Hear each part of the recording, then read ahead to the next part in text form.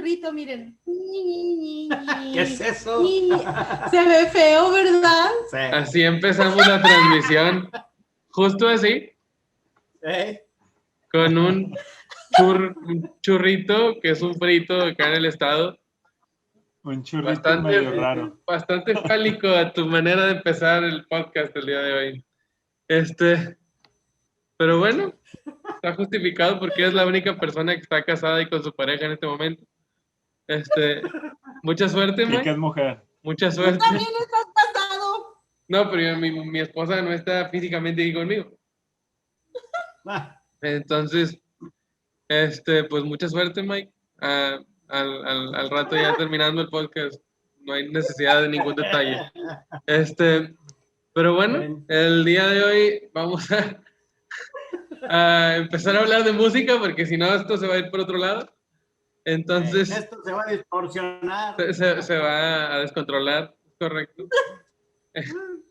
Mira, también que estábamos dando información y demás antes de empezar, y Ceci decidió sacar una botana ahí a cámara en los primeros 2 segundos. Es de nopal. Adiós desmonetización. Adiós monetización. Pero bueno. Bueno, el día de hoy dejamos de hablar de cine. Dejamos de hablar de cine para hablar de música de nuevo. Y pues bueno, yo creo que... Música, la última parte fue de música de películas. Sí, pues es que en realidad nunca nos alejamos tanto de la música, por eso se llama así el podcast. Pero bueno, yo creo que este es uno de los episodios que yo en lo personal voy a disfrutar más, porque los 90s es para mí mi mero mole. ¿Qué es eso?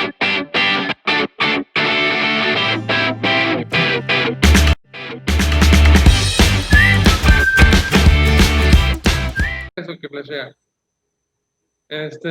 Los cassettes. Saca el librito. Stone Temple Pilots, sí, saca el librito de la caja. Miren, yo para Mike tiene, pues, Mike, ahorita antes de que empezaras a grabar, Mike tiene hasta los ¿cómo se dice? Los tickets de compra. Los tickets de compra. ¿Ok? Ya no tiene 1990 y feria. Ya no se, ya no se lee, pero mira. Pero aquí tiene, mira, le pone el Stone Temple Pilots, le puso el purple, el librito purple. con letras de canciones. Qué chido. Lo comentábamos en el primer episodio, que el hecho de que tus artículos musicales ya tengan, o sea, que tengan el librito y que huelas a tinta cuando lo abres y demás, ya es una experiencia que lamentablemente ya no se vive. Ya no. Esto nos demuestra dos cosas. No saben ni qué es eso. No saben lo que es apreciar, no sabes lo que es apreciar el álbum por la portada. El arte en sí. El arte de un Era disco. todo un arte. Era considerado un arte y contrataban artistas literal para poder hacer las portadas de los discos. Y luego era muy padre. Y era muy padre estar escuchando en tu Walkman el cassette y con el librito así como lo tenía Mike. Para que lo vean. Ahorita no. Ahorita abajo tengo el Walkman y en Discman todavía. Tiene un Walkman y un Discman. Yo también, yo tengo los míos. Sí funcionan. Sí funcionan. Yo también tengo los míos que también funcionan. Y sí, era lo padre estar escuchando la canción y cantando también. Está revisando y el libro y bueno, ya ves que tiene la letra de las canciones. Y lo que comentábamos la vez pasada, había unos que tú los comprabas y hasta que lo comprabas descubrías que tenía un póster. Sí. Sí, muchas veces ya ese librito lo extendías por completo y a veces era un póster. Así está muy padre. Oye, como los memes esos que decían, solamente alguien que es de la época sabrá para qué servía esto, y te ponen un cassette y un lápiz. Y un lápiz. Sí. Esto nos demuestra dos cosas, que Mac tiene un buen gusto para la música y que si fuera mujer sería de las que guardan el boletito del cine de la primera cita. De hecho, creo que sí lo tengo. ¿El de nuestra cita? Sí, sí lo tiene. el de Metrópolis, la primera película que fuimos a ver. Sí lo tengo. Mira, Ya no necesitaste ser mujer para ser cursi. No. No. Él era más cursi que yo. Ahora ya no. Extraño que sea cursi porque ya no es. Pero Ajá. era muy cursi conmigo.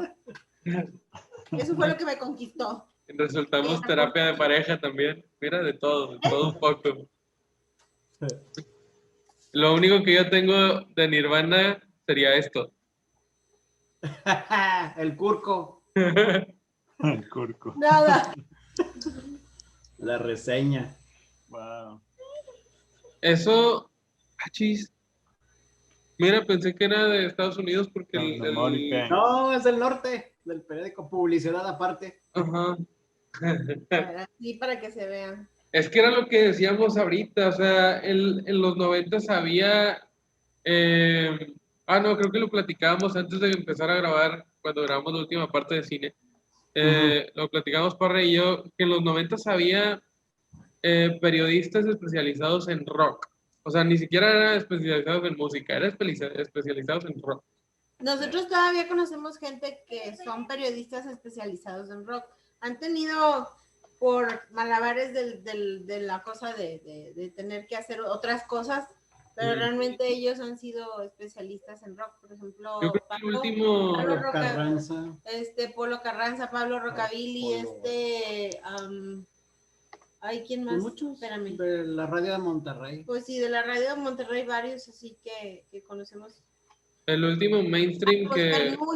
Fer Núñez, el de... Wow, Fer Núñez, era el que te iba a decir, Fer Núñez, pues que tuvo que empezar a dedicarse a las noticias, pero sí lo ves con su collarcillo de bandas de metal, ¿no? Abajo de la camisa, en el traje. No, y toca la batería. Sí, es muy bueno.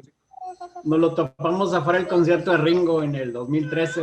Que se portó muy buena onda. Chido. Muy chido él. Por ahí si nos está viendo, por aquí en YouTube, pues un saludo y muchas gracias. Mira qué Nirvana, el primer álbum de Nirvana. Qué bonito el primer cassette. Sí. Antes de que entrara Dave Grohl a la banda. Sí. Sí.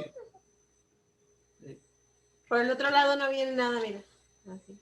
Wow. Es que este es el mexicano, ¿no? Sí. Sí. ¿Sabes? Ese lo conseguí en De Llano. No sé si se acuerdan de esa tienda. Wow. Estaba yo. ¿Cómo no? Madre Mier y Zaragoza, creo, la calle sí. Cuando tenían la sección ahí de música que se llamaba CD Planet. Sí. Sí, ese logo sí me acuerdo. Sí, Que creo que Music and More sacó como un logo muy parecido al de CD Planet, digo, de Music Planet ya después. ¿Qué les iba yo a comentar? Me quise llevar por lo menos la investigación que yo hice en 3 vertientes, ya después vemos por dónde nos vamos, pero lo que yo investigué un poquito más fue Britpop. Wow, es toda la discografía en realidad.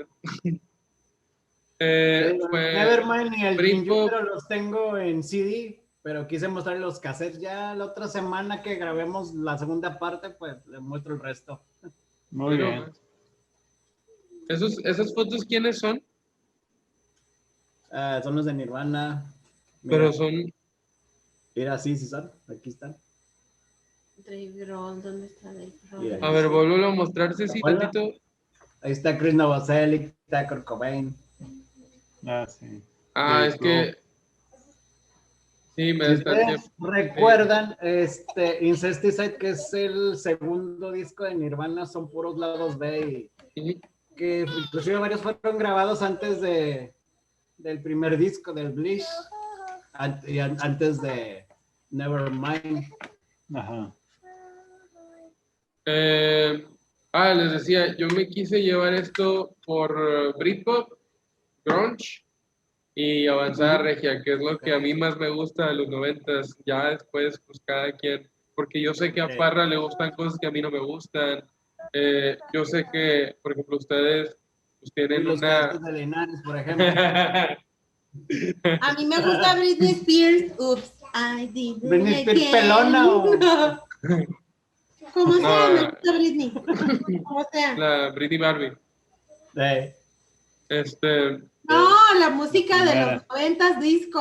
Sí. I'm a Barbie girl in my Barbie world. No, Es que espérate. los 90s no solo abarca Era disco tecno. Acuérdate que estaba Oye, sí, cierto, es de los 90. las boy bands también. Las boy bands. Los NSYNC, pues Backstreet Boys. De ahí surgieron luego varias gente, ¿verdad? monas, ¿cómo se llamaban? Spice Girls. Las Spice Girls. Puedo meter a... También, como siempre, ¿verdad? Todo lo que sale de Inglaterra y que es popular lo comparan con los Beatles, ¿no? No, pero apenas iba a decir eso. Puedo meter a Inglaterra a huevo. Take That. Con Robbie Williams. No. Y estaba muy padre ese grupo Take That. Y pues a mí me gustó mucho Blur. Que después Liam Gallagher le empezó a decir a Robbie Williams que él era el niño gordo de Take That. Y ahí fue donde empezaron una rivalidad. Porque como comentábamos en el primer episodio, estos tipos sabían que eran artistas y sabían que te tenían que entretener no nada más con su música, que el producto final eran ellos como personas. Entonces ya empezaban a... Mira qué románticos.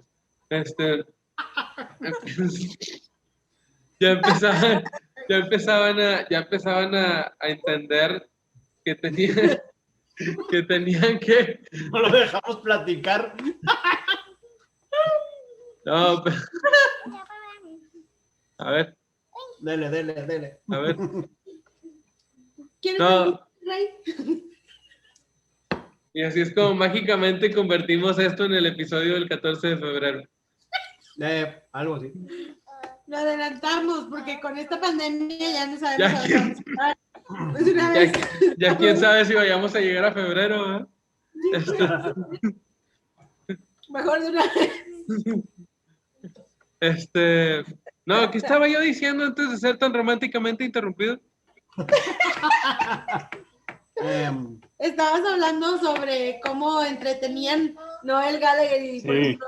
Cómo estos un tipos, showman. o sea, toda la... Es un showman. Toda la artisteada de los 90 entendían que eran showman. O sea, que te debían entretener abajo y arriba del escenario. Entonces, cuando tenían oportunidad, por ejemplo, en el grunge lo hacía mucho Andy Wood. ¿Cómo se llamaba la banda? Mother Love Bone. Mother Love Bone. Ajá. Él lo hacía mucho y a él se lo copiaron toda la gente de Seattle. Y lo decían de que es que entendimos de Andy Wood que era muy divertido. Y las entrevistas eran muy, muy divertidas. Y de ahí, yo creo que de ahí viene también la desfachatez, bueno, del Manchester Movement, la desfachatez de los Gallagher, de que alguien está dando una entrevista, está Noel dando una entrevista y de repente llega Liam y le da un beso en el cachete o le da un zape, pero no se queda en la toma, se va. Ese tipo de payasadas como que aprendieron que tenían que ser así. Que no nada más la música era la que tenía que entretener. Claro. Y ahorita ya no hay eso, porque ya no hay rock para hacer. Pero ahorita ya ni hay eso, ni hay talento. O sea, realmente sí hay talento, pero el que tú ves en la televisión, en el que escuchas en la radio, no es realmente bueno. O sea, hola, mami. No. Hay buenos artistas, pero no conocidos. Hay mucho volumen, pero hay poca calidad. Por eso era bueno que hubiera disqueras.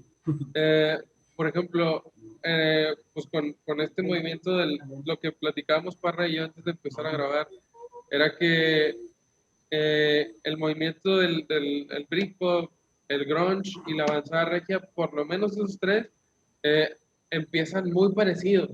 Es muy, muy parecido y todo tiene que ver con disqueras. ¿Por qué? Porque, por ejemplo, la avanzada regia ya estaban cansados, ya necesitaban una segunda ola de rock. Porque lo que teníamos era Caifanes, Fobia, Café Tacuba, Café Tacuba, La Maldita Vecindad, la Cuca. La Cuca y ya. Todo sonaba a eso. Hasta que alguien descubre a Molotov y al tiempo que que Emi descubre a Molotov, estaba Warner, creo que estaba haciendo una batalla de bandas. Y la batalla de bandas la gana Zurdok Movimiento. Entonces, cuando gana Zurdok, dicen, bueno, ¿con qué le vamos a competir a Molotov? Y empiezan a fijarse en Monterrey. Que aquí en Monterrey, pues ya tenían un chorro de tiempo las bandas haciendo cosas. Lo mismo pasó en el grunge. O sea, The Mother Love Bone empezó a inspirar a los de Pearl Jam, al propio Nirvana, a Stone Temple Pilots. Sí, porque estás de acuerdo que el grunge nace pues fuera de los lugares principales donde nació la música, por ejemplo, en California o en Nueva York, que es donde justamente surge Siempre más pasa todo. este movimiento. Y en cambio, pues acá el grunge nació en Atlanta. Te digo que pues lo mismo pasó en Seattle. Por eso te digo, lo mismo pasó acá con la avanzada regia, porque todo pasaba en el DF siempre. Y de repente empezaron a voltear a ver qué estaba pasando en Monterrey, donde ya había un chorro de bandas tocando.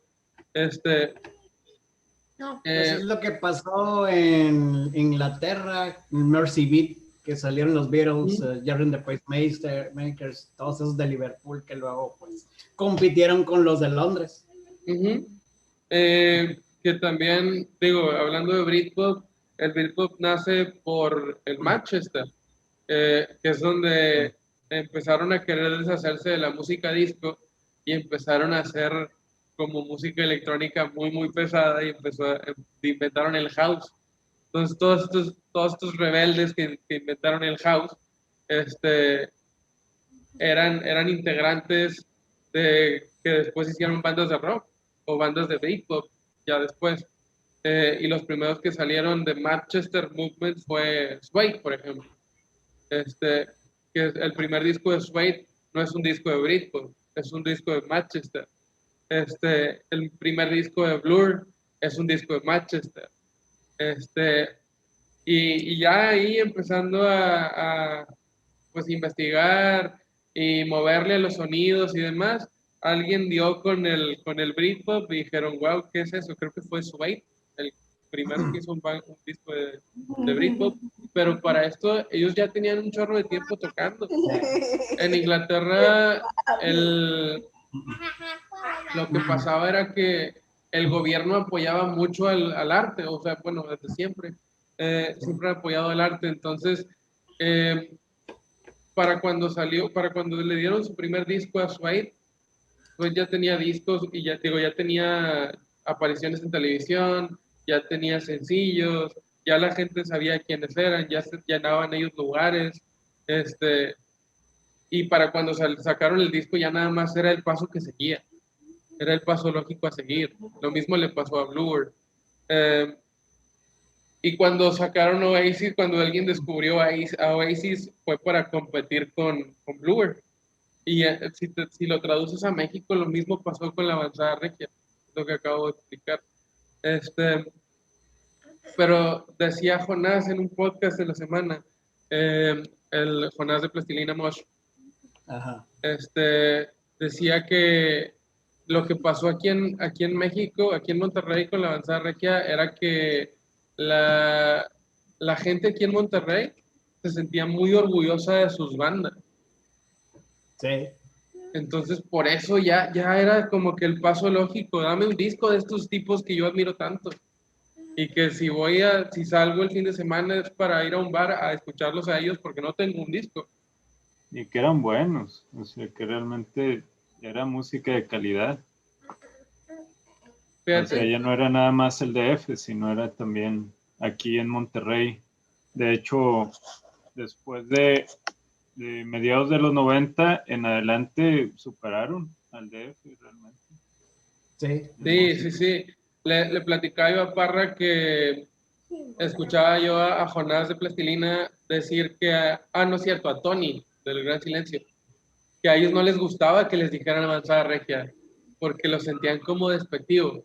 Era así como los del DF diciendo, pues nosotros que ya estamos aquí, ya estamos haciendo las cosas desde hace mucho, pues ahí vienen Y ellos están continuando. estos regios ahí vienen avanzando, ¿no? Ahí vienen más o menos dándole. Pero, y sí es cierto, o sea, yo no lo había pensado así, en realidad el nombre está despectivo. Y si te pones a pensar, los números que alcanzaron contra bandas del DF, digo, se los llevaron por mucho. Pero igualmente, bueno, yo ahí es como, yo no creo que tenga nada de malo ponerle, por ejemplo, avanzada regia. Etiquetarlo. Etiquetarlo, yo tampoco no creo que sea tan malo. Porque luego ya ahora empezamos con lo mismo, o sea, no, que no le llames gordo al gordo, no me explico, o sea, y no es que, pues obviamente, o sea, siempre va a haber eso, o sea, siempre la gente va a hacer alguna referencia o lo que sea. Yo de hecho, como lo veo, es una identidad, o sea, para mí en todo caso es una identidad y no creo que tenga nada de malo que te digan una avanzada regia, o sea, whatever, ¿sí me explico? Y de hecho yo lo que le comentaba a Lobo yo también era que, o sea, el rock en español, con los amantes de Lola, con La Cuca, con Caifanes, Café Tacuba, eso fue a principio de los 90s. Y copiaban, por ejemplo, Caifanes copiaba The Cure, que es un grupo ochentero. Entonces era como un rock más anterior de los 80s y ellos lo estaban trayendo a los 90s. ¿Qué hizo la avanzada regia? Copiaban grupos, por ejemplo, Resorte, que copiaba más o menos a Rage Against the Machine, o Zurdo, a Limp Bizkit, a Korn. O sea, era rock más actual. Entonces yo creo por eso, y también algo que me gusta de Jumbo es que era un poco de todo, hasta tenían sonidos de los Beatles, o sea, era muy diverso. De eso también estamos hablando, de que ninguna banda se parece. Zurdok y Jumbo, diferentes. Kinky es más techno con rock, Plastilina Mosh también tiene de todo, o sea, es muy variado. Es muy rico. Y el Gran Silencio también, que tenía, pues, cumbia. A mí, bueno, para mí, los que más me gustan son ellos, el Gran Silencio. Siempre me gustaron muchísimo más porque creo que son un punto y aparte, o sea, tienen una identidad muy marcada, que es que son de aquí, o sea, no es un grupo que no lo puedes ubicar en ningún otro lado. O sea, ¿por qué? Por el tipo de sonido que tienen, que son entre cumbia colombiana con el rock, todo lo que ellos tenían, o sea, el sonido de ellos sí era algo que no tenía ninguno de los demás. O sea, ellos eran muy genuinos. No, porque inclusive el sonido del acordeón del Gran Silencio, que como lo acabas de decir es cumbiero, y por ejemplo el acordeón de Kinky, que suenan completamente diferente y es el mismo instrumento. Sí, claro. Tomando en cuenta que porque mucha gente discrimina, la gente que ignora cómo nace la música en el mundo, discrimina cómo los sonidos son similares en todas partes, ¿verdad? Y que, pues, por ejemplo, el sonido pues, aquí se nos hace muy, muy norteño, ¿verdad? Escuchar a alguien que toque el acordeón, ¿verdad? Sí. Y si no es que, ay, qué nacos, porque tocan el acordeón o porque el acordeón está en un cierto tipo de música y no, o sea, el acordeón viene de Europa, o sea, viene de la música de Alemania, o sea, de hecho, pero la decía, gente De hecho, sí. y la polka y los sonidos que son de aquí Hungría, sí son de allá, o sea, son sonidos de Europa. Europeos. Entonces, y de hecho, te das cuenta también que yo creo por eso estas bandas, varias de ellas trascendieron a nivel mundial. O sea, porque al final del día, pues allá también escuchan ese tipo de música, solamente que el sonido es diferente. Ahí hace poco estaba viendo yo una banda norteña de Holanda o de no me acuerdo qué lugar, creo que de Holanda, creo, algo así. O Noruega, no me acuerdo. O Noruega, así, que vinieron, que su sueño era venir a tocar a México y vinieron, creo, a tocar algo así. Y le compusieron una canción de Monterrey, algo así, un chavo de allá, con música, con sonido de música norteña. Pero dices tú, bueno, o sea, para ellos no es algo tan alejado, porque es lo que te digo, o sea, es el sonido al final del día, en la música, por ejemplo, con acordeón, es algo que no nace acá, nace realmente en Europa, y pues por eso también la avanzada, fue una avanzada que llegó a otros lugares, a otros países, o sea, mismo Bronco, haciendo presentaciones también fuera del país, en Europa. Apreciado. De hecho, mi hermana estuvo a mediados de los 90 en Nueva York y dice, allá yo vi discos de Plastilina Mosh. Estuvo alrededor de año y medio pues trabajando en Nana con una familia en Nueva York y sí, dice, iba a las tiendas de discos, ahí vi discos de Plastilina Mosh en las discotecas de Nueva York. Sí, decía... Yo tengo un primo de Florida que también le encantó Plastilina, Café Tacuba y Kinky, y se llevó un disco de cada uno. Y allá lo escuchan en Florida, así en Tampa. Claro, claro. Decía Jonás de Plastilina que, o sea, a ellos ellos con Mr. P-Mosh, cuando llevaron ese disco con esa rola, Roberto Martínez, que fue el que los manejó musicalmente, ellos llevaban, no me acuerdo cuál era la rola que ellos iban a proponer como sencillo, y Roberto Martínez les dijo de que no, es Mr. P-Mosh. Y ellos de que no, nosotros estábamos jugando con esta rola, esa no. Y dice, mira, yo soy bueno para vender las canciones, tú eres bueno para hacerlas, déjame hacer mi trabajo. Bueno, está bien. Sacaron ese sencillo y llegaron a todas partes del mundo, como acabas de decir. Dice, bueno. ¿Con cuál fue? ¿Con el de Niño Bomba o cuál? Niño Bomba era la rola que ellos querían como sencillo. Ah, ok. Porque esa fue la que sacaron en video. Creo que fue la primera canción en video que sacaron. Sí.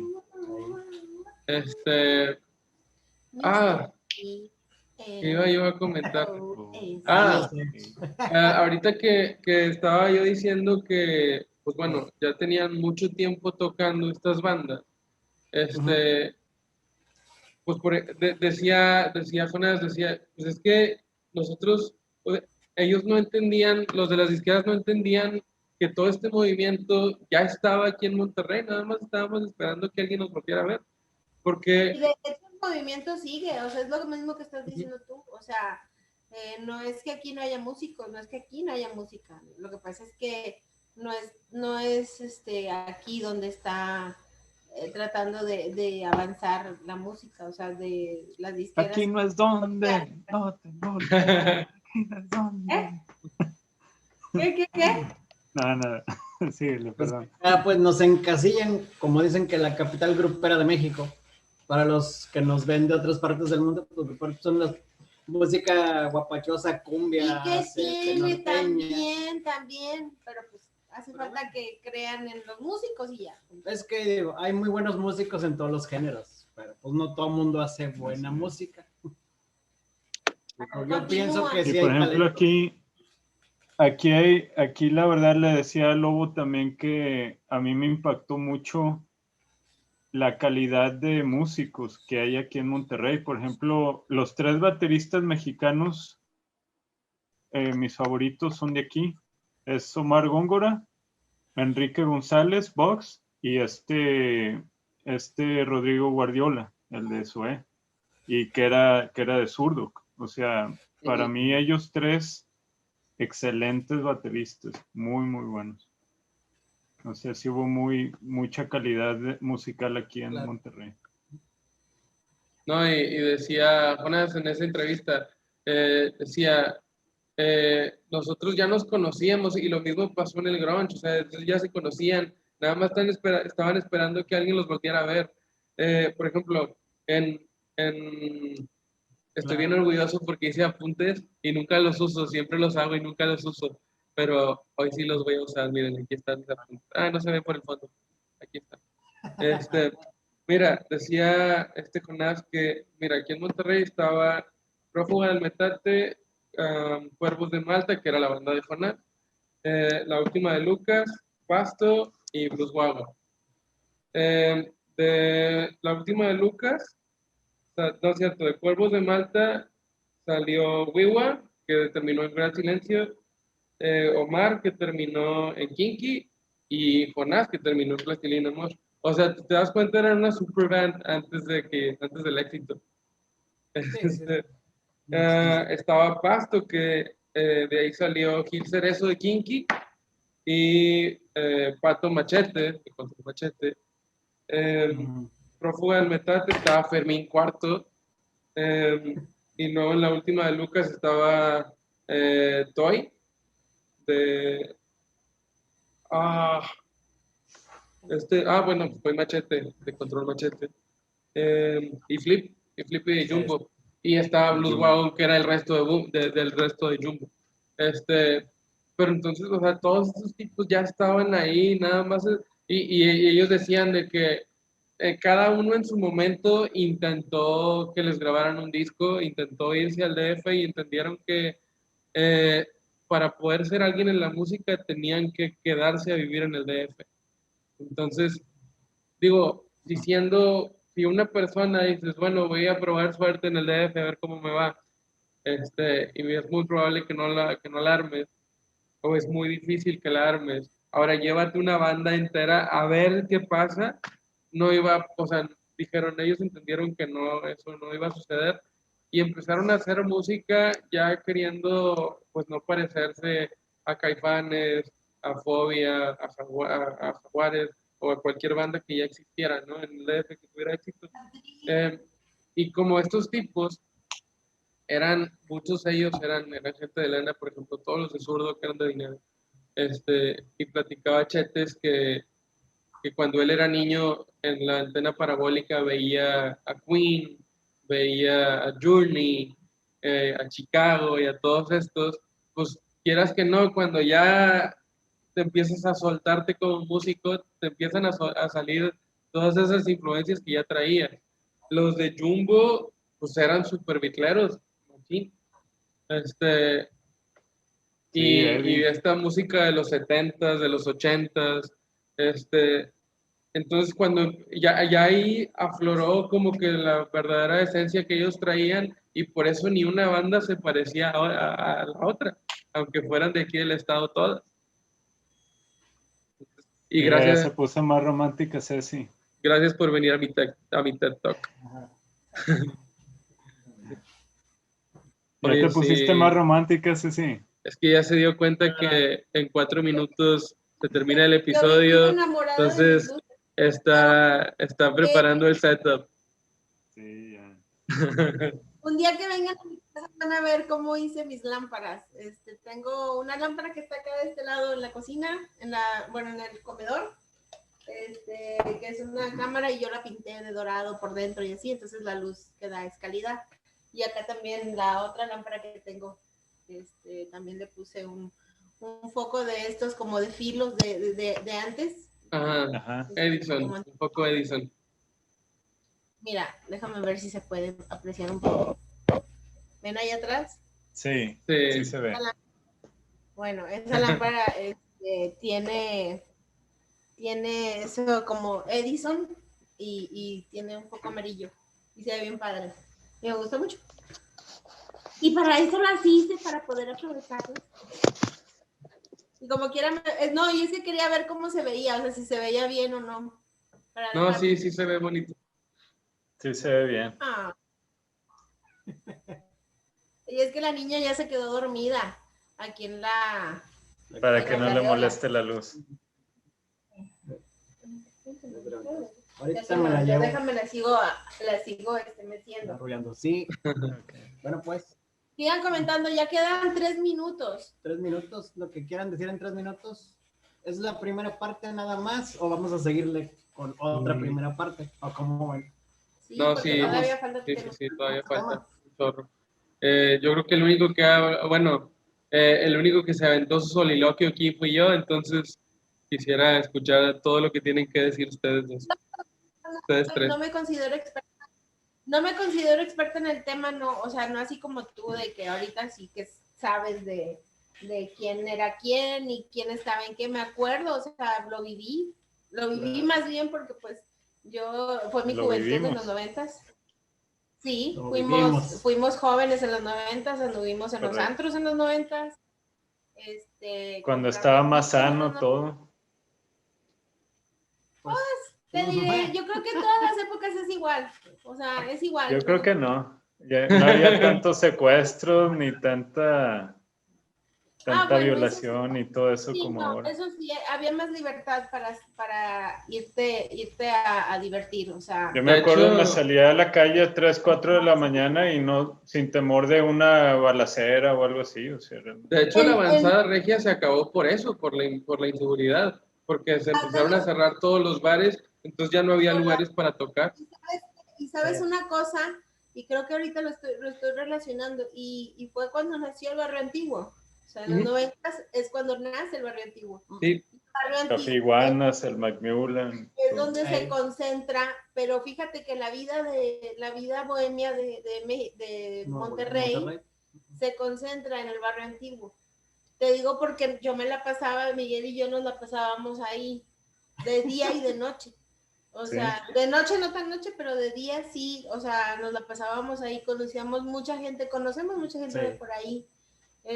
Amigos pintores, escultores, artesanos, gente que tiene restaurantes ahí, o sea, galerías de bazares, y pues obviamente lugares donde tocaban música y no necesariamente antros, o sea, donde pues amigos que tocaban y que tocan todavía, que son músicos y que les gusta andar pues en la música, o sea, genuinamente en la música. Tienen otros trabajos porque pues hay que vivir, pero pues les gusta la música y la música es para ellos pues su vida.